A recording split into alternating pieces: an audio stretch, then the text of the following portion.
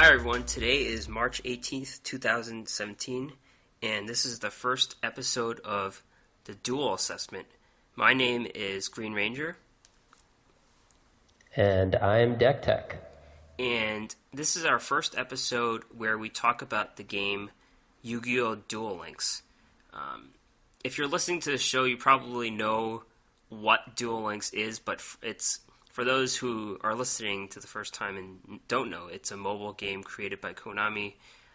You're basically playing Yu-Gi-Oh! On your phone, your Androids, and your iPhones. That's right.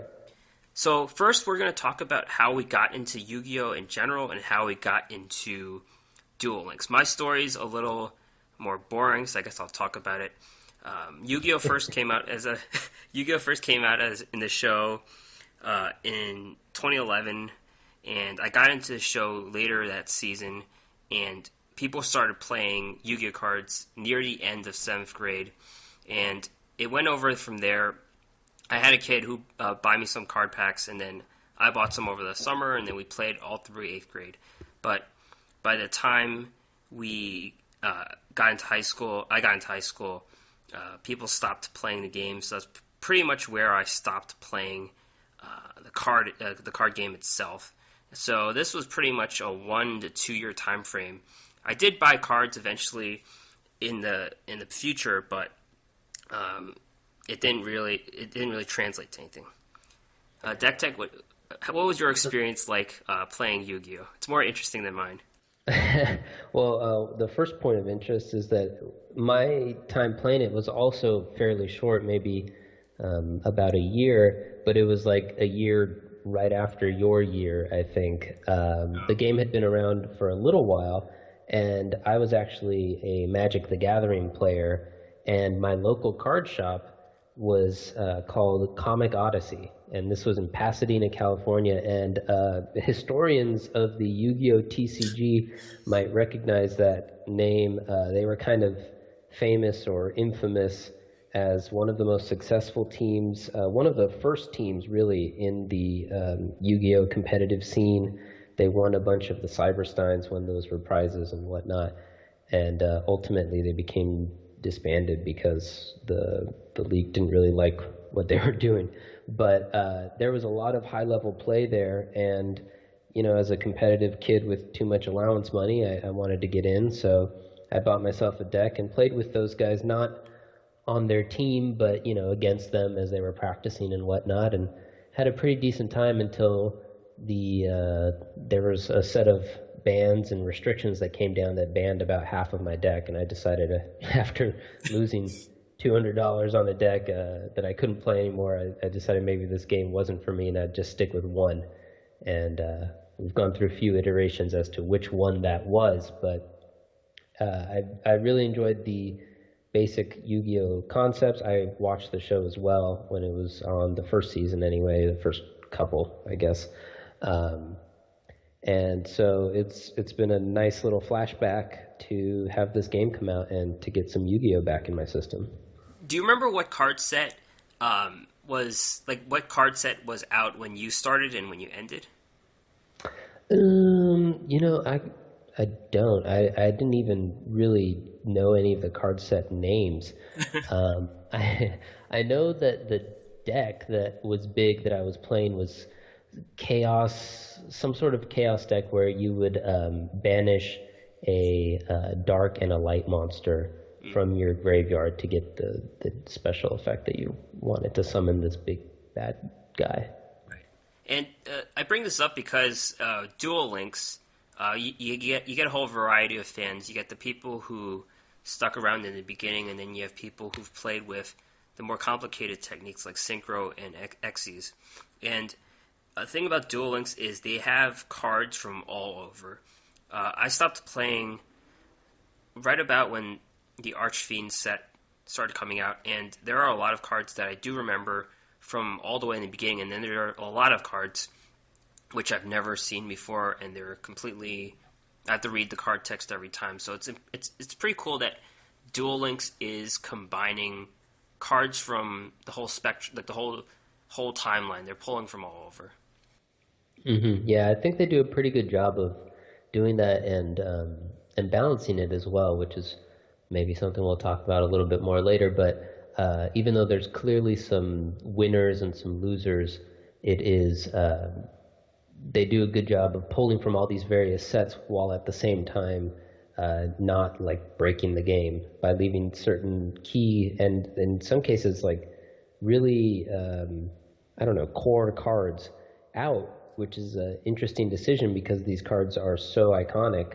But it was a good thing gameplay wise for Duel Links to leave them out. Right.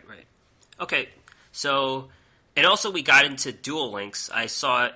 Decktech put it online. I think he said he saw someone else put it up online. So we didn't really have much of a background, like waiting for this game. But when it came out, we started playing, and we didn't really stop since.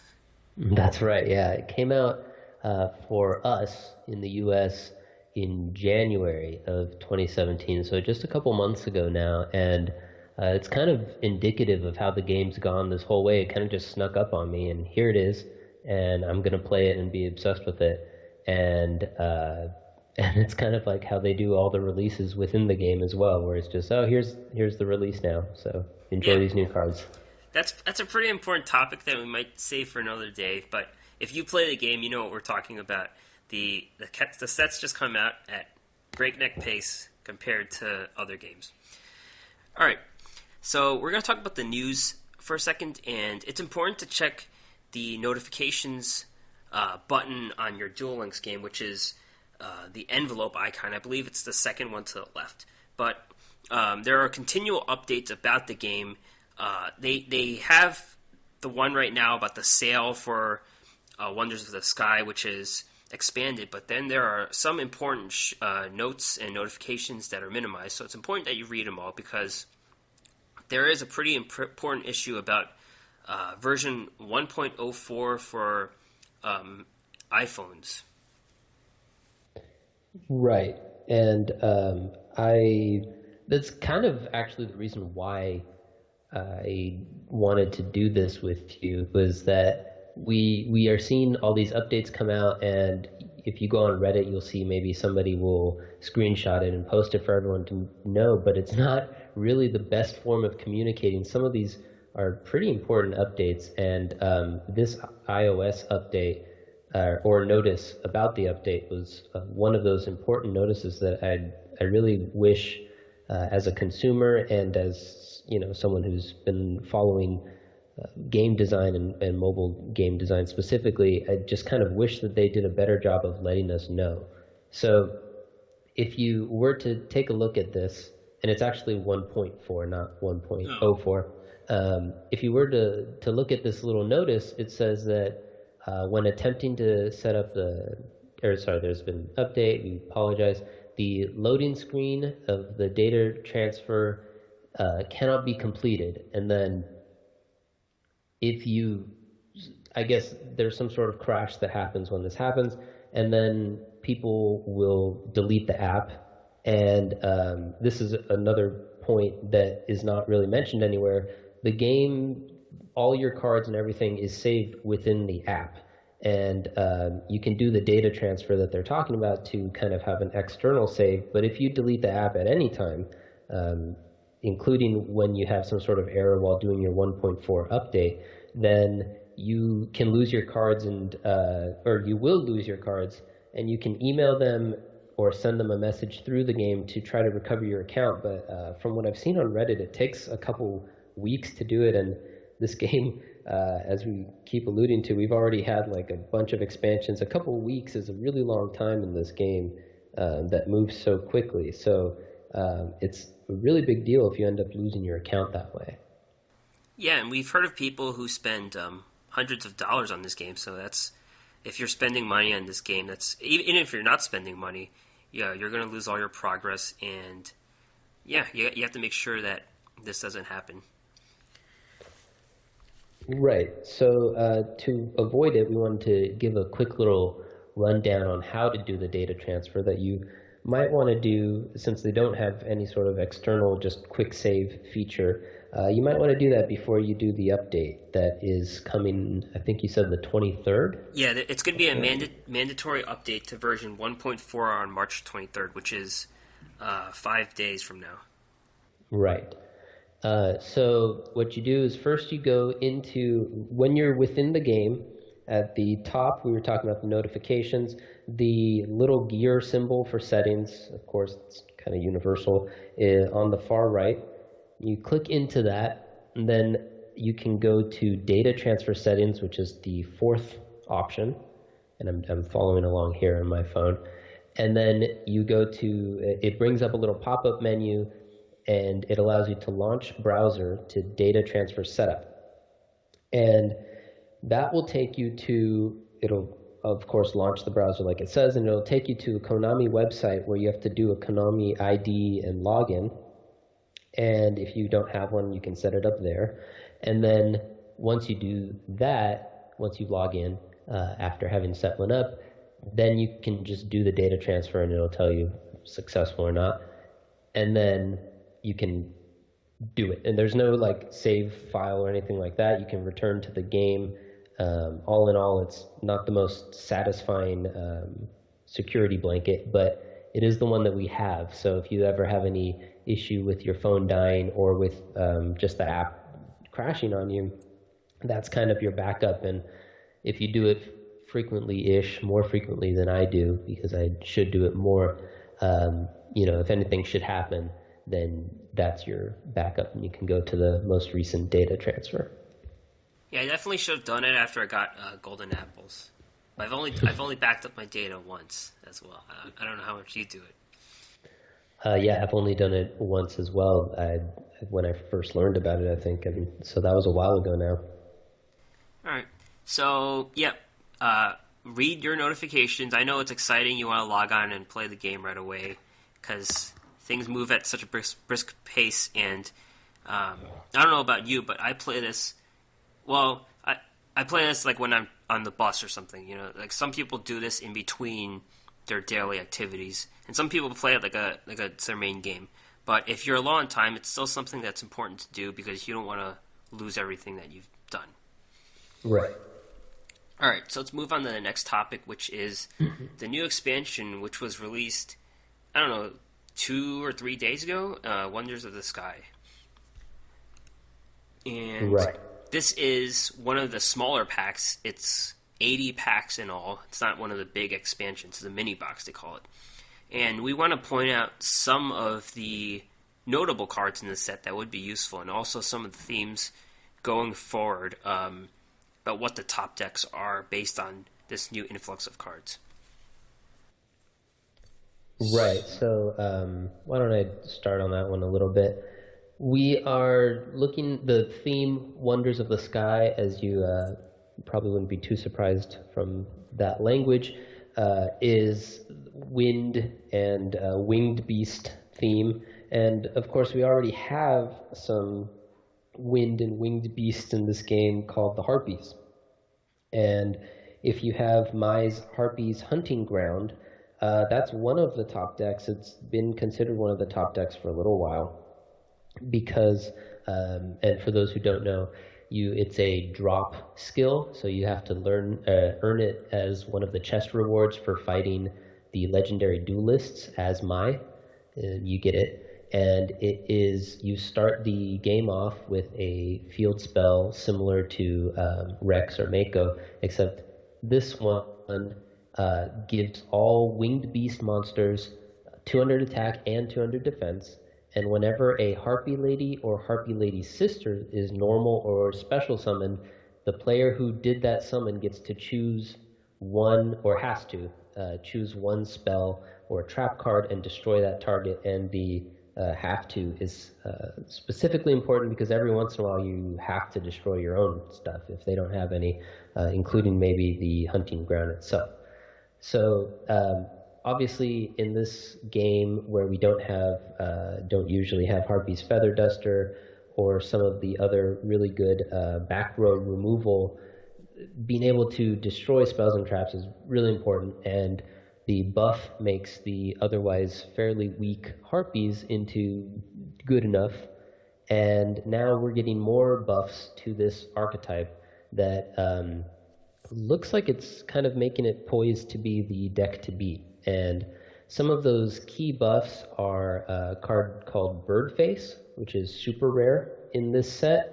And you've seen, maybe if you're high enough with the standard duelists, you've seen them playing it in the Aquacourse. There you go, Aquacourse deck. And so, as you can see from that one, or just from clicking it in the store, that helps you find your Harpies so you can get the spell and trap removal that you want.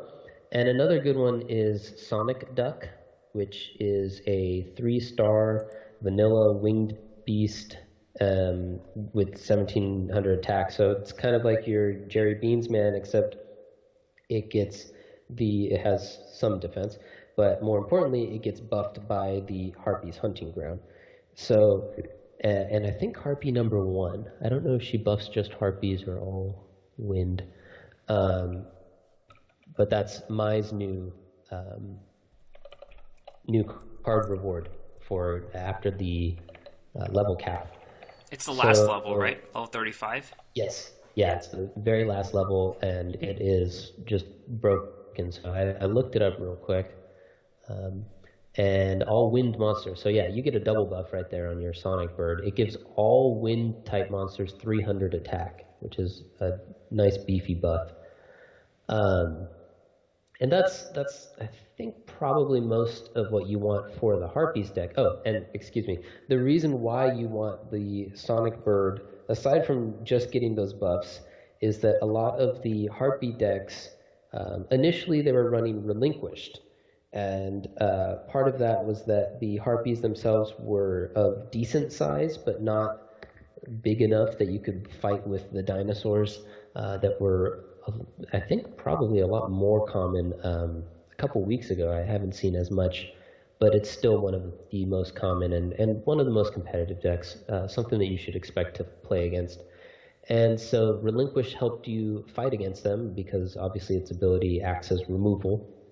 And it made the disadvantage of Harpy's Hunting Ground, where you sometimes have to destroy your own spells and traps, into an advantage, because now you can destroy the thing that Relinquish has eaten and take something else. So a lot of them were running Relinquished before, but there was this split where some of the other ones were running just some more vanilla cards, running the vanilla Harpies instead of the effect ones. Now the Harpy Lady number 1's out, everyone would run that regardless. But at the time, you could choose 2 or 3 or just regular Harpy Lady. And they were opting for regular Harpy Lady so that they could run Order to Charge. And so Sonic Bird is a better version of whatever that red bird was called. And there were a couple vanilla winged beast wind types that they were using so that they can activate Order to Charge as their removal instead of Relinquished as their removal. And Sonic Bird gives them a better option for doing that. And just to remind everyone, Sonic Bird is the eagle, right? It's not the Sonic Duck, right? It's the eagle that draws the ritual card. Oh, yeah, see, I'm already screwing up. I was just now talking about Sonic Duck is the better version. Sonic Bird is the one that searches the Relinquished pieces, right? Or well, any ritual pieces. So Sonic Bird was in that deck because, of course, it gets the buff, but and you can use it to grab your Relinquished pieces. But specifically now, what I'm talking about is the Sonic Duck. They make so many Yu-Gi-Oh cards that they run out of names. Yeah. I think that's the problem. And so the Sonic Duck is the new one that is good for the Harpy decks because it gives you the double buff if you have the Lady number 1 and the Harpies Hunting Ground out, and it lets you use Order to Charge as your removal instead of relying on Relinquished. The Sonic Bird gets 1 buff, and it gets 2 as well. Well, it gets the buffs, and it helps you find your Relinquished pieces. So that version is still probably viable as well, but I think it's less, probably going to be less common than the Sonic Duck, more vanilla Order to Charge version. Right, and Sonic Duck's just a rare card, so you're gonna, if you open up some packs, likely you're gonna get one of those. I think I have 2 already, just from opening a few packs. So yeah. It's definitely a budget consideration card that is pretty easy to get. Right. What other cards have caught your eye from this set? So another thing, of course, is we finally have Summon Skull. It's a super rare in this set. It is it was one of the first cards in Yu-Gi-Oh! As far as I recall. I think it was in the initial set. Yeah, it was. Or boosters or whatever. And so it was kind of iconic, but it's been missing from this game up until now. And the reason why it's important is that it's the biggest one tribute monster in the game. And so in terms of tempo and value plays, it's pretty up there. Yu-Gi-Oh! Or at least Duel Links has not yet gotten to the point where you can never run just vanilla guys, and so you can make a beater out of this one. Another really interesting card to me was Rising Energy. I think this card, it's a trap card, gives you a huge boost, and I think it's got great synergy with Flash Assassin, and so I can see some sort of handless super beatdown deck becoming one of the top strategies that will kind of emerge from this set.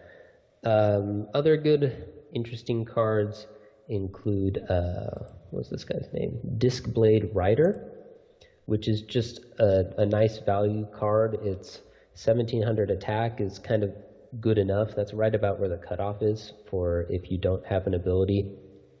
Less than that, and you're pretty hosed. But that's around where you can still get away with it if your ability whiffs. And his ability is really nice when it does activate, because it gives him plus 500 attack, which makes him right up in there in the one tribute zone. And what was previously the highest one tribute zone, and a little while ago. And the activation's not super hard. You just need to remove a trap from your graveyard. So I could see that being pretty solid. And I also really like Desert Twister, which is an ultra rare. The other ones are super rares. I can see that you can only activate it, or you can only summon it through its special summon of banishing cards from the graveyard, which is, I could see that both mean positive and negative. You get him essentially for free in terms of tempo, but it's restricted. It's harder to get him out than it would be just to sacrifice a monster or two that's already on the board. So you'd have to build the deck specifically for it, most likely, but it seemed, I always like to get a nice big free monster, and this one even destroys spells and traps, which we were just talking about, is fairly rare in this game and pretty important. Yeah, and we also mentioned that the last two sets have a lot of cards that remove cards from play, and this is one of those cards that does that too. Yes, that's true. We've seen, like you said, in the last two sets, a lot of interactions with the game monsters that are removed from the graveyard, or effects that require you or want you to remove cards from the graveyard. So I've not yet seen anything terribly broken with that, but I could see something coming along once you get enough moving pieces together, all going in the same direction. It's only a matter of time before something is made of it. Yeah, I'm wondering about cards like Gravedigger Ghoul that people didn't run, where you force cards out of your opponent's graveyard and remove them from play. Those cards might come into consideration in the future if these cards get out of hand, maybe. I don't know if that's too crazy to say. Well, if they get out of hand, then yeah, I could see that happening too. All right. And have you been opening any of these packs yet so far, or have you gotten anything good? No, actually, I didn't open any of these packs yet. It's still sitting in its pristine condition, this mini box.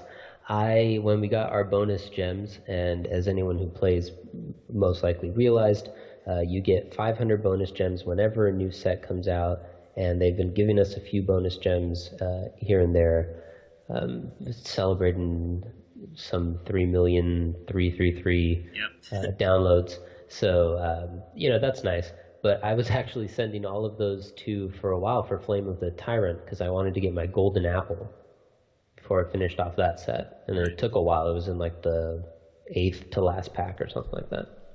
Yeah, I finally got mine at the last pack, and I got Rigorous Reaver in the second to last pack, so I'm done with that set finally. But yeah, these sets just come out too fast. I was excited, and I bought 10.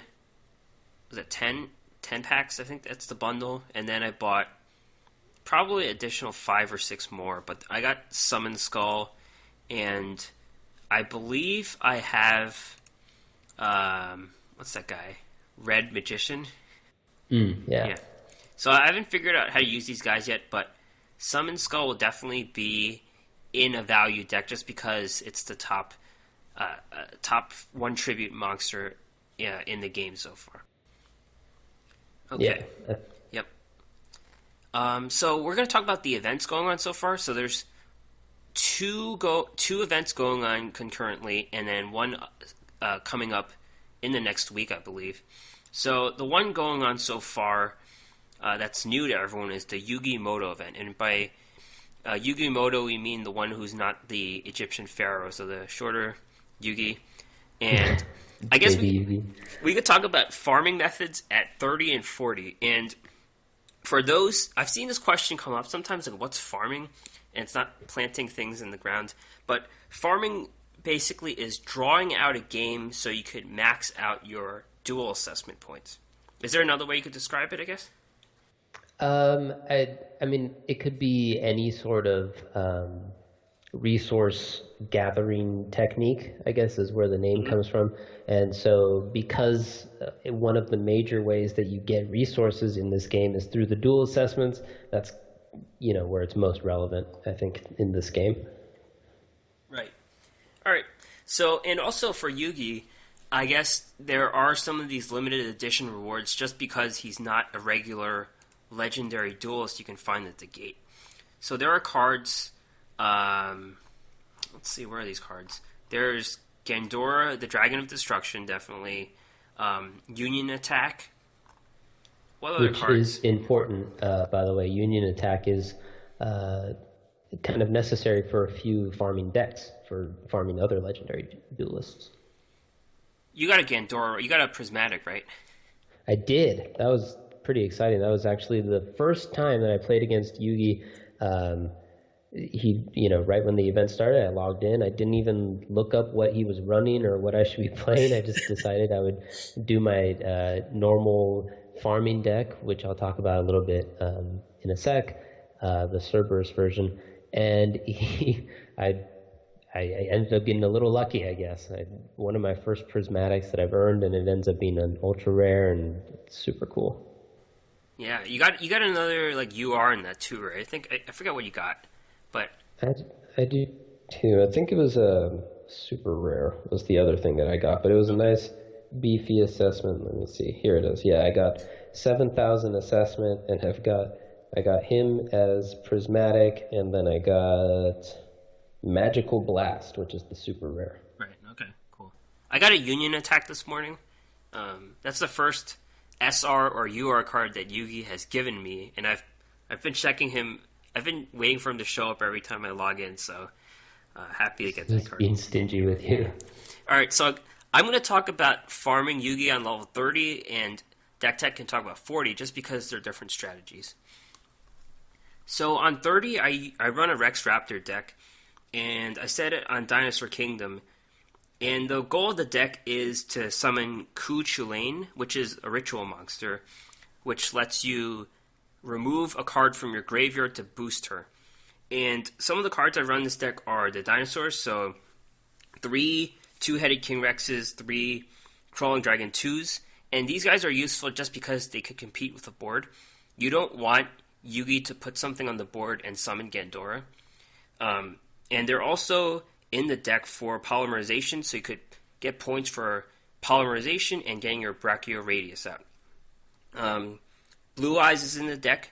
Blue Eyes could be used different ways. You could either discard him from your hand when you're getting too full, or you could use him as the tribute for Cu Chulainn for the ritual spell. That way you could get points for the tribute summon, and they gave us prismatic cards, so you get a prismatic bonus on Blue Eyes as a tribute summon, and then you could sacrifice him for Cu Chulainn. I run 3 Abyssal Designators, and how I do it is I try to get rid of Gandora first. So you would search Dark Dragon, and you discard him. And you would also target 2 Sphere Karibo, so you would target 2 Dark Fiends. And it's important to not make Yugi deck out before you do. So you run some draw cards. I run 2 Jars of Greeds. You could also run Shard of Greed too. So make sure that you're in step with him and you're drawing cards before he is. You could save the last designator for the last turn before you're attacking, because I did have Yugi stop me from doing my final attack in one turn, and he just decked out instead. So you have to be wise about when you're using Abyssal Designator. And also that card, there's 3 of them, so you could get Rex to 1,000 life points. So he could be on the low life point bonus. Some other cards I run are Secret Pass to the Treasures. So this is the card you would play immediately after getting Cu Chulainn, because in case there's a defense monster, she could breach and attack directly. I run 2 ritual weapons. You could run 1, but it gives her 1,500 attack. Ryoku for boosting her for Brachio Radius, so it's an additional 1,250 attack. And also I run an Elemental Source. So all those cards, you do it. You play all your cards, you wait till the last turn, and then you hit Yugi for like 6,000 or 7,000. And if you do everything correctly, you'll get over 7,000 duel assessment points. About 7,600 is the highest I've gotten. Well, there you go. So for the level 40 Yugi, and of course, if you're playing, you probably noticed that when you click on the character, you can see what deck he's bringing. And so you can see if it's 10, 20, 30, or 40. 10 and 20, you can probably just use whatever you want. The rewards aren't as good for the lower levels, so they're not important. You don't really need to farm those ones. But 30 and 40 is where you get the good stuff. So for 40, I used a modified Cerberus deck, which is a pretty standard farming deck. It works on a lot of the legendary duelists. And what it is you get out a mythical beast, Cerberus, and you buff them up to be massive, so that, again, you can do, if you get really good, you can get a 10,000, and that gives you a very big assessment bonus. And you also draw out your deck, so that you have 0 cards left in the deck, and you lower your own life total, again, using Abyssal Designators, maybe Twister, stuff like that, so that you can ensure that you get the low life points, the cards on the brink, the 9,999 damage, and any sort of bonuses you get for Prismatic and Shiny. I don't even know what that's called. There you go. So the deck, again, is pretty standard. You probably know it. You run some Pots of Greeds. You run block defense so that you can make sure you can get in. Maybe you run Shooting Star Bow Seal, which is another way to make sure that you get in for the attack. And you run a Field Spell, which is just an easy way to buff up. Easy way to increase the attack of Cerberus. And then you run a few equip cards to him, and again, Ryoku, and just try to make him as big as you can. To draw him, you use a Draw Sense level, low level, Draw Sense light, Sorcery Conduit. Yugi has Sorcery Conduit. Draw Sense low level is with Weevil. Draw Sense Light is a drop skill, so any of your legendary duelists might end up having it from playing other legendary duelists. So what you do is when you take a certain amount of damage for Sorcery Conduit and low level, it's 1,800, and for Draw Sense Light, it's 1,500. After you've taken that damage, you can then force yourself to draw the target, and since you only run one target, which is the Cerberus, you ensure that you get it, and you don't play any of your spells before then. You try to avoid it, so that once you drop him, you can play like 3 or 4 spells and immediately get him too big for the computer to want to attack him. Play him in attack position, buff him up. The slight hiccup to the normal plan regarding Yugi Muto is that Yugi is also running Cerberus and other similar cards that get buffs whenever a spell is played, and it's not just yours, it's both sides, so you're kind of buffing each other's guys. So for Yugi, important cards are Murmur of the Forest, which is at the card trader, and I think it's a rare, maybe a neutral. It's a rare. It's a rare. Normal. Oh, okay, sure, yes, tradable rare, there we go. And you can just go buy it from him if it shows up. And what it does is it turns a face-up monster your opponent controls into a face-down defense position, and that's relevant to Yugi because when the cards get turned face-down, they lose all of their spell counters and any equipment that he has on them. So if you can get them, you definitely want at least one just generally for your Cerberus deck, because it's a good way to up the spell counter. It lets you bounce the field spell is its secondary effect. And for certain legendary duelists, that's kind of necessary, like the Ishizu farming requires it because she has you need to get rid of her field spell as well. So you should have at least one, and if you could pick up another 1 or 2, that'd be good for this event. They're not terribly expensive.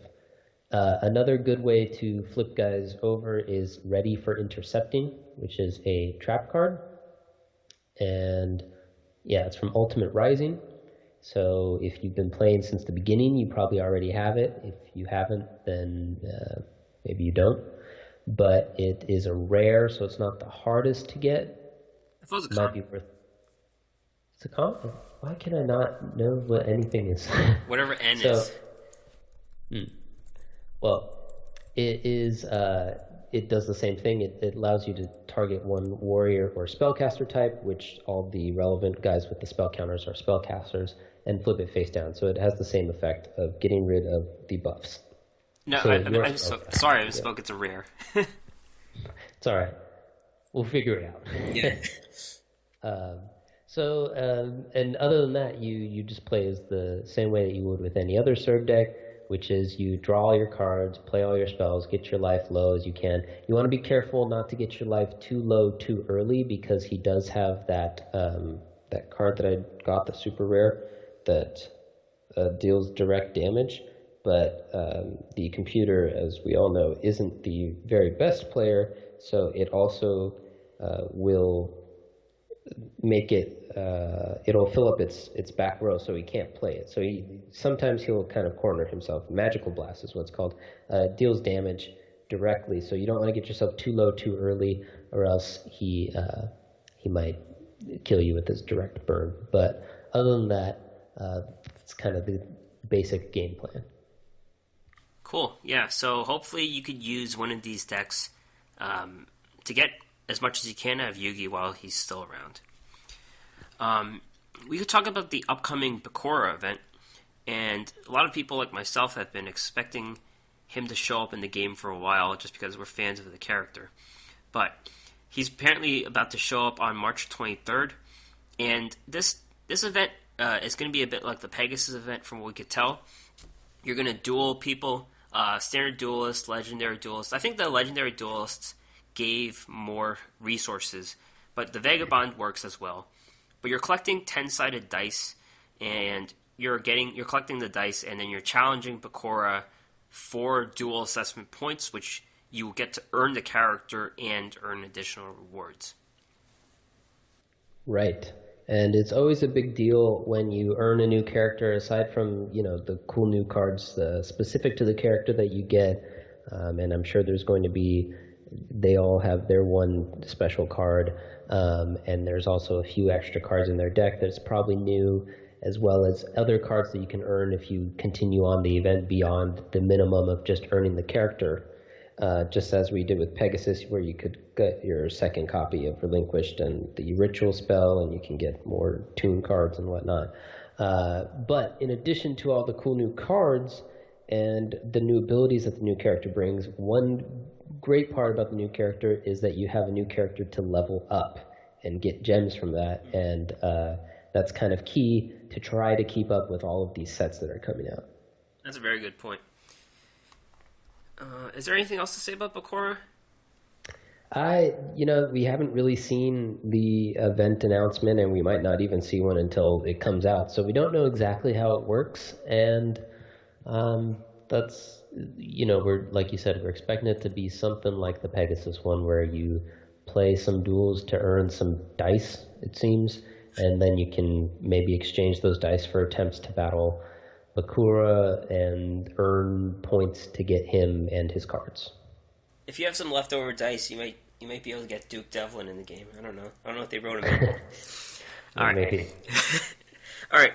And the event that's going to end soon, that's still going on if you have played it, but it's the Exodia event. This one caught everyone's attention, and it's going to end on the 21st, which is a couple days from now. And I guess we could talk about our experiences with the event. I personally have stopped at Gold 1, and I was running a Gravekeeper deck. There's a lot of advantages to running the Gravekeepers deck, just because if you're running a really competitive deck, it could completely wreck the decks that are trying to summon Exodia or trying to counter Exodia specifically. And the Gravekeepers are all dark spellcasters, so that would prevent any card like an Abyssal Designator to target an Exodia piece.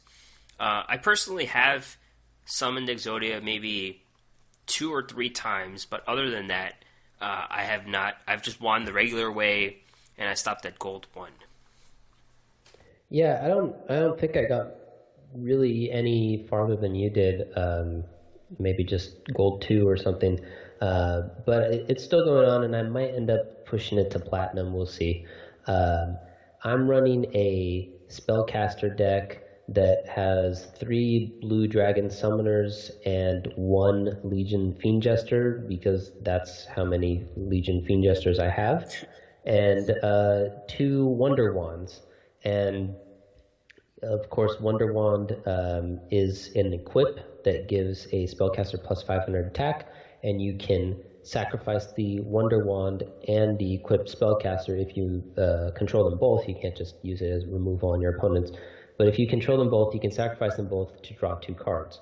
And the Blue Dragon Summoner and the Fiend Jester both search out, I think it's like 1,500 or less normal Spellcaster types, which are Exodia's body types. So if you've gotten Exodia's head through normal drawing or through painful escape or something, I didn't run it. But there's pretty much just one way to search the head.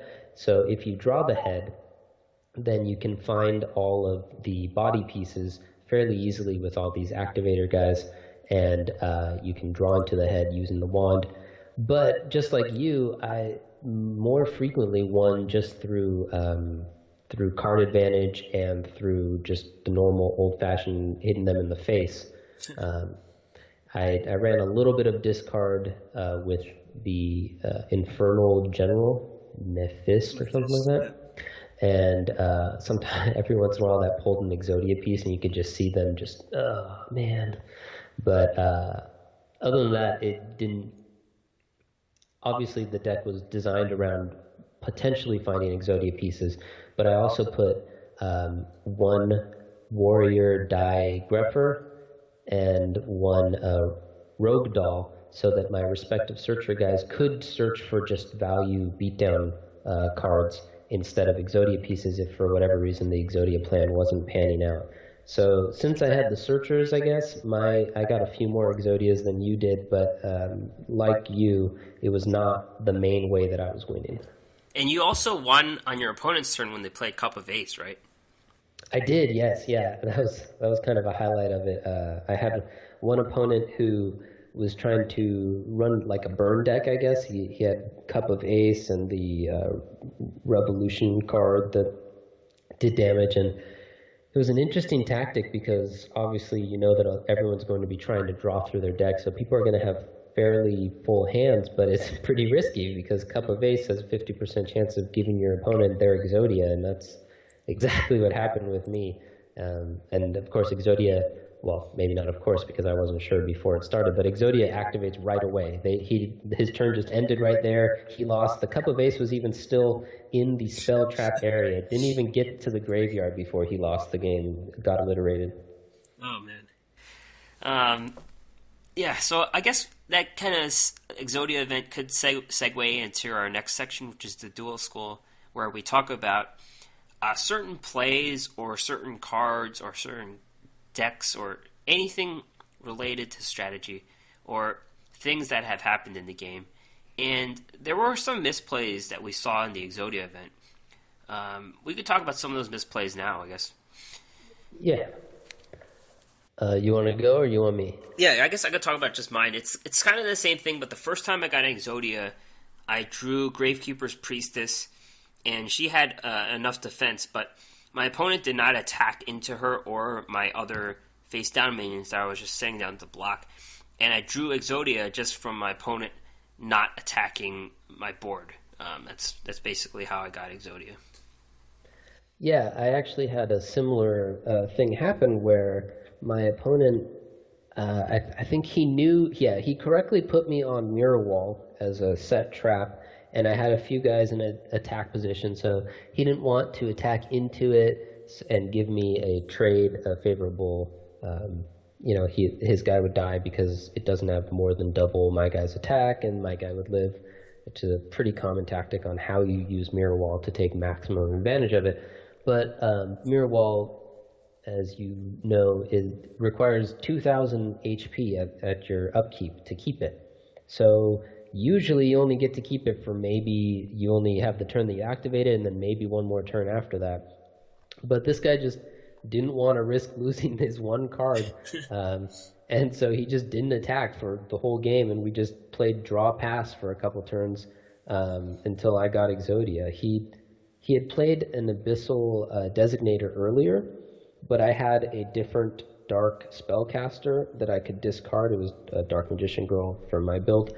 And so his first one whiffed. I assume that he was trying to wait and draw out his second one, maybe. That's the only way I can justify what he was doing, because I had already killed one of his Exodia pieces, and so he knew he wasn't going to draw into it. I guess possibly he had some sort of way to recover it, like backup soldier or something, but it seemed like he was just sitting there waiting for me to draw Exodia and win, and that's eventually what happened. Yeah, I felt like in some of the rookie ranks or bronze ranks that some people just wanted to see Exodia. Like they were just waiting a really long time and waiting for someone to get Exodia. Yeah, I saw a little bit of that too, and I saw a lot of people who didn't really know how to build the decks, I guess. You were talking about how there were decks that were specifically designed to get Exodia, and there were decks that were specifically designed to disrupt Exodia, and I would add that there are decks that were specifically designed to just kind of play good cards and avoid Exodia and try to minimize drawing these janky body pieces that don't do anything unless you get all of them. But then I saw a lot of decks that kind of just did nothing. They were their normal ranked decks that they just brought in, or decks that had like 25 cards in them for no reason. Depending on your game plan, you probably wanted to have exactly 20 if you were trying to find Exodia, or 30 if you were trying to avoid him. So usually if I queued up and I saw the first thing I saw is that they had a weird number of cards in their deck, I was like, okay, this one's probably going to go out okay for me. Yeah, we don't know what size collections people have, or if they didn't know they were going into special duels, but just some observations about the Exodia event. Yeah. So should we talk about the last card, the last pathetic card, or should we talk about that now? Well, I don't know. What was the or? Getting ahead of the meta. I think just real quick, I think we talked about getting ahead of the meta a little bit already when we were talking about the Harpies. In the new set, I would say that's kind of my prediction for where the meta is heading, is that the Wonders of the Sky gave a lot of power to an already powerful deck, increased the consistency by letting you have a few ways to search out your Harpies, and so I think that's going to become the deck to beat. We've already seen a little bit of a rotation away from Relinquished. I was talking about I've seen a little bit less Dinos, which were kind of the go-to deck for people who were newer to the game but wanted to play competitively, because it's a solid deck that's pretty cheap to make. But I guess since people have been playing a little longer, the fewer people are trying to build a deck that cheaply, and maybe they're moving on to a new deck because they got bored of the one that they were playing before or something like that. So I can see the meta strongly shifting towards Harpies, and the only thing I can say about that is that if you get rid of Harpies Hunting Ground, the Harpies are a lot less formidable. Even if they have the Harpies #1, which of course they only have one copy of since it was a level up reward, you can't farm it. They are playing suboptimal cards because of this really strong interaction. So if you can dispel it early in the game, maybe even Desert Twister is a great card because they can target your Desert Twister and end up shooting themselves in the foot with it. And so you probably might want to update your decks to include a few more spell removal cards. Yeah, and that's a good point. If you're climbing up the ranked duels and you start seeing these the more win cards in the Harpies and My Valentine, I guess that's the first indication. Then and if you're losing the games, first of all, then you know it's time to make a change. All right. Right. So let's talk about the last pathetic card, which is a segment where we talk about one card that's not a really commonplace card you see, but we see a lot of potential in it. And today's card is an ultra rare you get from the trader, Airknight Parshath. That's right. The last pathetic card isn't so much a pathetic card, but one that I guess people think is pathetic when it's actually pretty solid. I loved this card back when I played the physical card game, and I'm loving it now. I've had it in my Relinquished deck for a while, which was my main PvP deck. I did it during the Kaiba Cup, and I used it when I think I used it when I got King of Games first time. So it's just a solid card. It has two main effects. Well, let's go through the bigger, earlier stats first. It's a 1 tribute, 1, 2, 3, 4, 5 stars, fairy light type, and it's got 1900 attack, 1400 defense, so obviously it's a bit understated, but its abilities are what make it really good. It has piercing, which is not a keyword, but it should be in this game, meaning that when it attacks a defense position monster, it deals the extra damage of its attack over the defense to the enemy hero, I guess, to their life points. And so it's like trample or piercing or whatever you want to call it. They say piercing damage. Yeah. And the second effect is that when it deals battle damage to the opponent, you draw a card. And so obviously those effects interact with each other very well. If you're dealing piercing damage, then you are drawing a card. The reason why it's very good is because 1 tribute isn't terribly hard to come up with in this game, and 1900 attack is around where the best 4-star monsters are anyway. So it can still compete in the head-to-head domain, but it really shines when people are playing defense position monsters, because there are very few monsters that have 1900 or more defense, except for unless you're playing against a Weevil deck where they're trying to stall you out. They specifically have ones that are bigger than that, but most decks do not. And if you have the My card, Wind of whatever you pronounce that, you can turn everything into defense position, and you can get yourself a card draw that way. Sphere Kurubo is another way that you can flip things into defense position to protect him, and then also attack in and draw a card. And it was particularly good during this Yugi Muto, or sorry, not during the Yugi event. Well, yeah, I probably wouldn't run a Yugi event. During the Exodia event, it was particularly good because a lot of people were running weaker effect monsters and just playing a lot of guys in defense position, things like Skell Angel, draw a card, or bubonic vermin to try to thin out their deck. and they're taking like 1,500 every attack, and you're drawing a card, so it's a net equal in terms of card advantage for finding your Exodias. And well, in the meantime, you're smashing them in the face and getting that win condition set. Yeah, I found it pretty useful in the Exodia event with Gravekeepers Spear Soldier. They were just putting down those weak monsters and also like a foot or something, and you just go right through it. Right. Are there any ways that you boost this card with an equip spell or anything if you're trying to kill something bigger? Well, yeah, definitely. I mean, any sort of equip spell, reinforcements, metamorph, like I said, any of the equip spells are good. And the value is even higher because of that piercing damage as compared to if you were to equip other monsters, you can kind of get chump blocked all day, to use other TCG terms, where they just throw little guys in the way. If you have piercing damage, they can't do that. So you still get the effect of the boost from whatever equip you're using, regardless of what position the enemy's monsters are in. And there's a new card called Big Bang Shot, where you equip him and it gives him piercing damage, but it makes him discard a card. I think it's a 400 attack boost, and it forces a discard. So if you get it on this guy, you could draw and force a discard. That'd be pretty cool. Yeah, that's all kinds of card advantage there. All right. So this is a pretty cool card. Would you recommend someone buying this from the trader right away if they have extra resources, if they're not trying to build something specific like Gravekeepers? Yeah, I think that's exactly where you want to be when you're getting it. There are certain cards, obviously ultra rares are pretty expensive, and the stones are fairly hard to come by, especially if you've not yet started farming the legendary duelists. And so this might not be your highest priority if you are trying to get to a specific deck, like the Gravekeeper deck, although I think those are super rares, or something along those lines.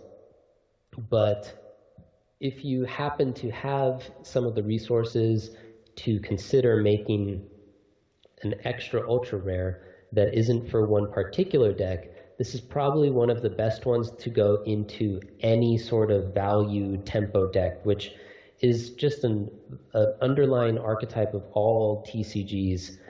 So you're frequently going to be able, probably in just about every single meta, no matter what sets are released, you're going to have a value tempo style deck. And so you're going to get a lot of use out of this card over time. So maybe it's not your top priority if you have your eye on a specific card that's necessary for a specific deck, but this is a card that you'll get a lot of use out of over the course of the game.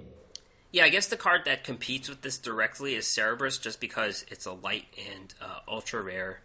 So this is the card that would be your number 2, I guess, unless you don't feel like playing Cerberus to farm at all, then this is your card to go to, I think. I think Cerberus is super rare as well, actually. Oh, it is? Damn. Oh, well. Light stones. Yeah, light stones, that's true. All right. Is there anything else you want to talk about regarding the card game?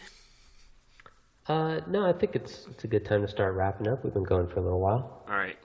So, yeah, once again, if you check this out, we'll have this up on our website and also hopefully have it up on certain podcasting feeds with the RSS feed. Yeah, is there anyone you want to give a shout out to? Well, I was thinking the first thing is that we should tell them what that website is. Ah, yes. The website is called the Duel Assessment .wordpress.com. Assessment with 2 S's and in between, before the E and 2 S's after the E. So the duelassessment.wordpress.com, and we also have an email address at the duelassessment@gmail.com. Right. So we're new to this. Obviously, this is our first episode, but this is actually my first podcast as well. So let us know if you want us to talk about anything, if you think we're missing something, or if you have questions. We'd love to hear from you. We'd love for you guys to help us make this into something that you all really want to listen to. Yeah, any feedback would be good. Good or bad. Yeah. Yes, but not too bad because it'll hurt our feelings. So in terms of the shout-outs, I would like to, first of all, give a shout-out to you, GreenRanger, my internet homie. You did a lot of work setting this up and getting me motivated to join you on it. So I'm really excited to start doing this more frequently and to keep going. So I appreciate you getting us started on that. And the second shout out is to Seto Kaiba for giving us the Duel World, which is like a fantasy world for duelists. So it's really cool. He also made that really great report, the Kaiba report. Yeah, well, did he or did Roland? No, Roland did all the work. Yeah, poor Roland. But that has a lot of cool information. You could check out about what decks were played at different stars and just so many stats and leaderboards that other games struggle with sometimes. But Konami stepped up and they put up all that information up. Yeah. How about you? What are your shout-outs like? I guess I'll give a shout out to you because I wouldn't have played this game had I not followed you on Twitter. So that. Also, everyone at Konami who made the game, it's pretty entertaining how the voice lines correspond really well. There's a lot of callbacks to the show. If you watch the show, so many callbacks. It's pretty cool. Yeah. And there's also a lot of inappropriate things like Yugi saying "I win" just out of the blue. Like when someone's saying like "Let's have a rematch," he just says "I win." It's just a lot of hilarious things that go on. Yeah. I think they did a good job with the nostalgia trip. Yeah. And as we're progressing, we're going to get into more complex cards and probably some new characters that might turn some people off. But I'll still play as long as the game is going at its pace. I mean, it's going a little too fast, but I'm having a great time so far. Yeah, I think they're kind of forcing people into spending money on it by releasing stuff so quickly, which is a little off-putting. But like I was talking about, the Rex deck is good enough to get to King of Games, which is the highest rating in the game. So in that sense, it's not free to play in the sense that you can have everything, but it's free to play in the sense that you can, for free, get to the highest level of measurement in the game. So that's nice. Yep. All right. I guess that will wrap it up for this episode. Stay tuned for more. All right. Thanks for watching, guys. Bye. Listening. Bye.